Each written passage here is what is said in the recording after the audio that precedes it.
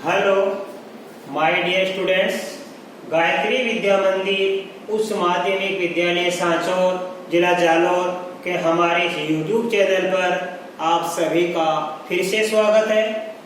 प्रिय विद्यार्थियों, आज हम कक्षा 8 की विषय गणित अध्याय 11 क्षेत्र मिति प्रश्न 11.2 के सवाल हल करना सीखेंगे। देखो बच्चों, इसका सवाल नंबर 1 में क्या लिखा है। एक मेज के ऊपरी पृष्ठ यानी ऊपरी सतह का आकार समलंब जैसा है, इस प्रकार का। ये समलंब जैसी मेज का ऊपर का आकार है। आपके घर में आपने मेज देखी है, आपकी कक्षा में आपने मेज देखी है, तो देखो मेज कैसी आकार की है, इस समलंब के आकार की है।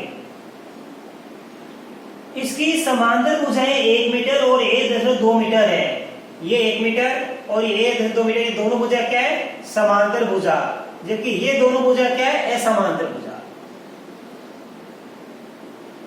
तथा इन समांतर भुजाओं के बीच की दूरी 0.8 मीटर है। इस समांतर भुजा और इस समांतर भुजा के बीच की दूरी यहां से लेके कितनी है बच्चों, 0.8 मीटर है। तो इन दोनों समांतर भुजा के बीच की जो दूरी होती है, ये ऊंचाई कहलाती है, राइट। तो इसका क्षेत्रफल ज्ञात कीजिए। इस मेज की ऊपरी सतह का अपन को क्षेत्रफल ज्ञात करना है। ऐसे समझ में? तो देखो यहां लिखा है मेज का हमको ज्ञात करना। देखो क्या क्या दिया है। मेज, ये आप लिखो समलंब के आकार की, समलंब के आकार की एक मेज की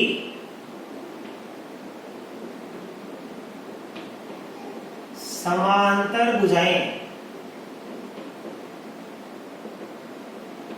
1 मीटर व 1.2 मीटर है, राइट। तथा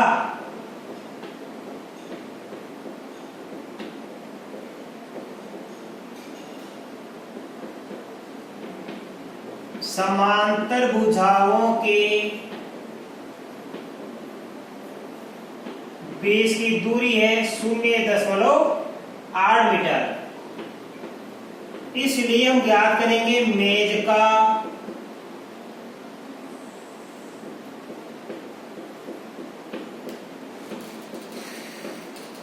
ऊपरी पृष्ठ, ऊपर का हिस्सा, ऊपरी पृष्ठ का क्षेत्रफल। बच्चों मेज कैसी आकृति की है, समलंब के आकार की है। तो मेज का ऊपरी पृष्ठ का क्षेत्र ज्ञात करेंगे, सूत्र क्या लगाएंगे, समलंब का क्षेत्रफल ज्ञात करने का सूत्र लगाएंगे, जो कि मैंने आपको लिखाया था। 1/2 गुणा समांतर भुजाओं का योग गुणा ऊंचाई। ये 1/2। अब समांतर भुजाओं का योग करेंगे, 1 मीटर और 1.2 मीटर। 1 + 1.2 लिख दिया, गुणा ऊंचाई। अब समांतर भुजा के बीच की दूरी 0.8 मीटर है, ये ऊंचाई कहलाती है 0.8। 2 एकम 2, 2 कैसे काट दो आप, 0.4 आ गया, या मीटर इसको लिख देना। अब 1 में जोड़ेंगे 1 + 2, 1 और 1 2 जोड़ दो, 2.2 हो गया। 1 में 1 जोड़ दिया, ये 2 हो गया, 0.2 है हमारे पास। 2.2 गुणा 0.4 मीटर स्क्वायर। गुणा करेंगे अब 4 दूनी 8, फिर 4 दूनी 8। 1 और 1 2 संख्या छोड़ के लगाएंगे दशमलव, एक संख्या छोड़ के यहाँ, एक संख्या छोड़ के यहाँ, तो कुल 2 संख्या छोड़ के दशमलव लगाएंगे। 1 और 2 संख्या छोड़ के दशमलव लगा देना, मीटर स्क्वायर। तो बच्चों ये आगे हमारी मेज का क्षेत्रफल 0.88 मीटर स्क्वायर। इस प्रकार बच्चों हमारे पहला सवाल समाप्त हुआ। अब आप इसका स्क्रीनशॉट ले लीजिए। इसके बाद में आपको इसका सवाल नंबर 2 सिखाऊंगा।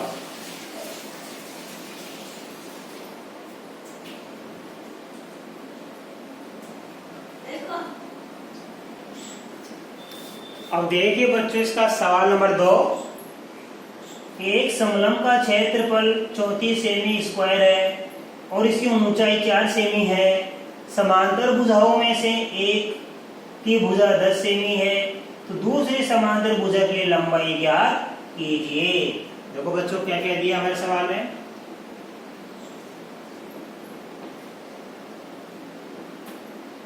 एक समलंब का क्षेत्रफल दिया हुआ है, क्षेत्रफल दिया हुआ है इसमें 34 सेमी स्क्वायर, राइट, तथा ऊंचाई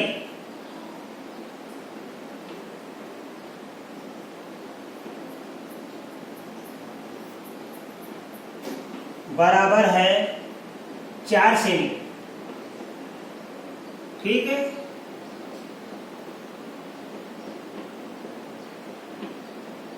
एक समांतर भुजा, क्योंकि समलंब में दो भुजाएं समांतर होती है, भुजाओं का एक युग्म समांतर होता है। एक समांतर भुजा की लंबाई या की भुजा की माप 10 सेमी है। एक समांतर भुजा की माप 10 सेमी है।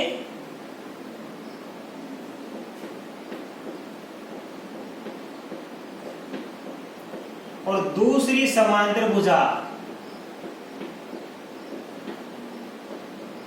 की माप हमें ज्ञात करनी है, तो माना बराबर x सेमी।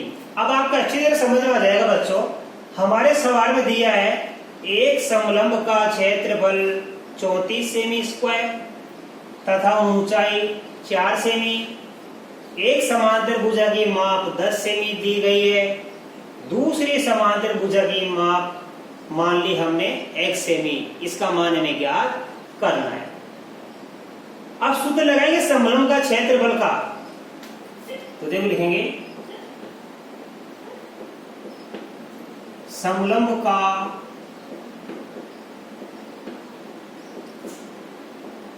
क्षेत्रफल बराबर होता है 1/2 गुणा, अभी आपको बताया था मैं, इसको याद कर लेना, समांतर भुजाओं का योग गुणा ऊंचाई, राइट। ये सूत्र आपको याद है। अब यहां से लिखो 1/2 गुणा समांतर भुजाओं का योग। समांतर भुजा एक तो है 1 सेमी की और एक कितनी 10 सेमी की, इनको जोड़ दीजिए आप, x + 10, राइट, गुणा ऊंचाई। ऊंचाई कितनी है हमारे पास में 4 सेमी। ये बराबर का बराबर, और बराबर के सामने लिखेंगे क्षेत्रफल का मान। क्षेत्रफल कितना है 34। ठीक है, अब आप इसको कर लीजिए। देखो 2 से ये कट रही है 2 बार, तो क्या बच गया हमारे पास x + 10 गुणा 2 बराबर 34।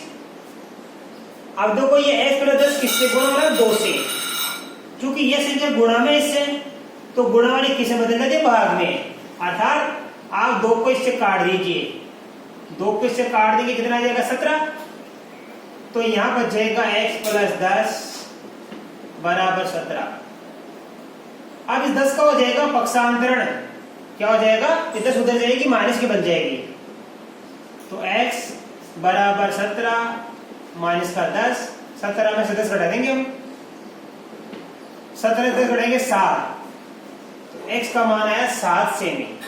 और x हमने क्या माना, दूसरी समांतर भुजा की माप, तो लिखेंगे इसलिए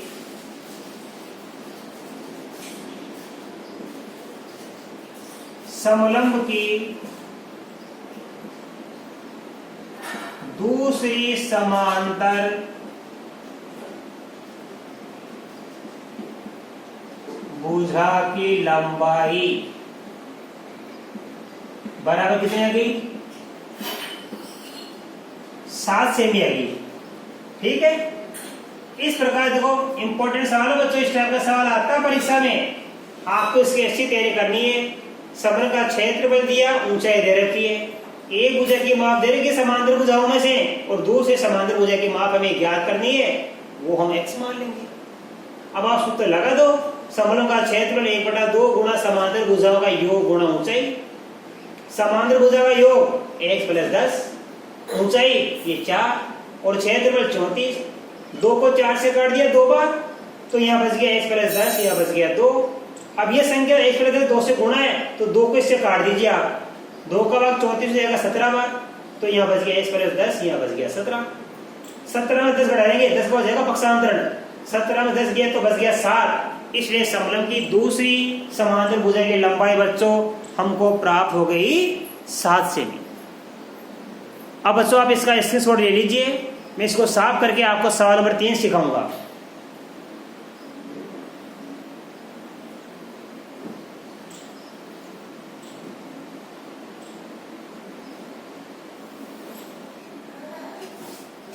अब देखिए बच्चों सवाल नंबर 3 में क्या लिखा है। एक समलंब के आकार के खेत ABCD की बाड़ की लंबाई 120 सेमी है। इसकी बाड़ की लंबाई, बाड़ की लंबाई बराबर कितनी है 120 सेमी। बाड़ की लंबाई मतलब चारों भुजाओं का जोड़, अर्थात क्या है ये AB + BC + CD + AD, इन चारों भुजाओं का जोड़ है ये। चारों भुजाओं जोड़ 120 सेमी है। ठीक है, हमारे सवाल दे रखा है, देखो ध्यान से, BC की माप 48 सेमी,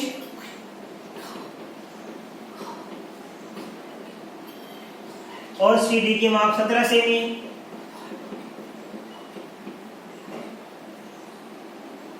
AD की माप 40।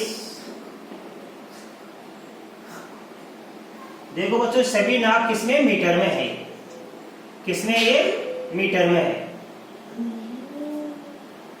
AD की माप दे रखी है 40 मीटर,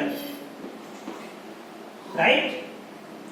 हमें ज्ञात करना है इस खेत का क्षेत्रफल ज्ञात कीजिए और भुजा AB के समांतर भुजाओं AD तथा BC पर लंब है।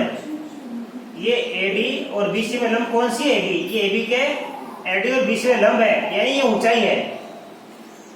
तो देखो बच्चों हमें इसका क्षेत्र ज्ञात करना है, कैसे करेंगे। BC का माप कितना है 48 मीटर, देखो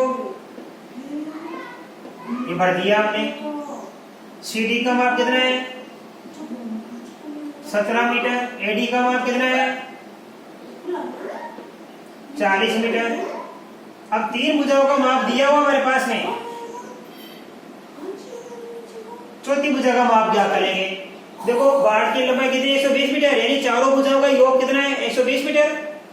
इसलिए हम क्या करेंगे, इस AB का माप क्या करेंगे। देखो ध्यान से तो लिखेंगे, क्योंकि AB + BC + CD + AD इन चारों भुजाओं का जोड़ है 120 मीटर।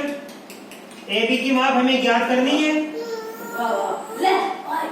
BC की माप 48, CD की 17 और AD की कितनी है 40 मीटर, और बराबर कितने 120। अब इन तीनों भुजाओं जोड़ दो आप, 0 7 8 15 की 5 8 की 1 5 6 4 10 बराबर 120। अब 3 भुजा का योग 120 है, चारों भुजा का योग 100 कितना है, 3 भुजा का योग 105 है और चारों भुजा का योग 120 है। तो AB के माप कैसे क्या करेंगे हम, ये उधर से जाएगी पक्षांतरों के, 120 से 105 कम कर दीजिए, तो AB बराबर आ गई 15 मीटर। ये AB हमने ज्ञात कर ली 15 मीटर। अब क्या बच्चों हमारे सवाल क्या दिया, जो इसमें दिया है कि ये भुजा AB AD और BC में लंब है, तो मैं लिखूंगा यहाँ पे, क्योंकि AB भुजा BC व AD पर क्या है, लंब है, यानी ये ऊंचाई है। लंब का मतलब इस भुजा पर ये लंब है, यानी ये भुजा ऊंचाई है। अब हम लिखेंगे बच्चों ध्यान से, इसलिए समलंब का क्षेत्रफल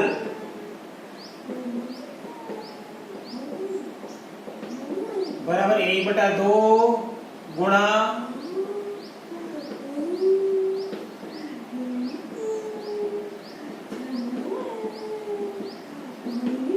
समांतर भुजाओं का योग इनटू ऊंचाई।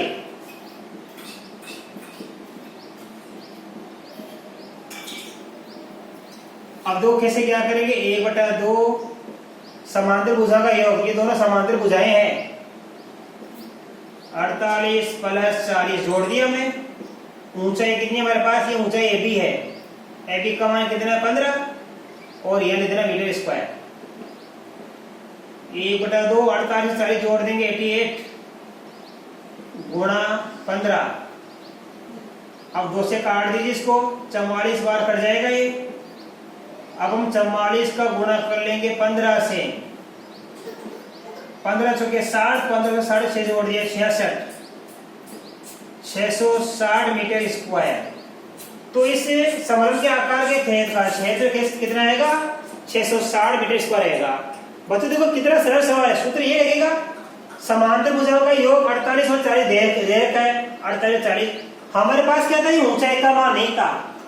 बाढ़ की लंबाई कितनी है 120 मीटर, यानी चारों भुजाओं का योग कितना है 120 मीटर। 3 भुजाओं की माप हमें दे रखी है, इस भुजा की माप नहीं दे रखी, इसकी हमें आवश्यकता है, क्योंकि ये क्या है, इसकी ऊंचाई है, इसकी ऊंचाई है। इस ऊंचाई का मान कैसे क्या करेंगे, ध्यान देना, इन तीनों भुजाओं का योग आ गया 105, इन तीनों भुजाओं को जोड़ के हम 120 मीटर घटाएंगे तो 15 मीटर बच गई। तो हमारी ऊंचाई कितनी प्राप्त होगी, 15 मीटर प्राप्त होगी। तो बच्चों मैं आशा कर सकता हूं कि आज बताए गए ये सवाल नंबर 1, 2, 3 आपको बड़े अच्छी तरीके से समझ में आए होंगे।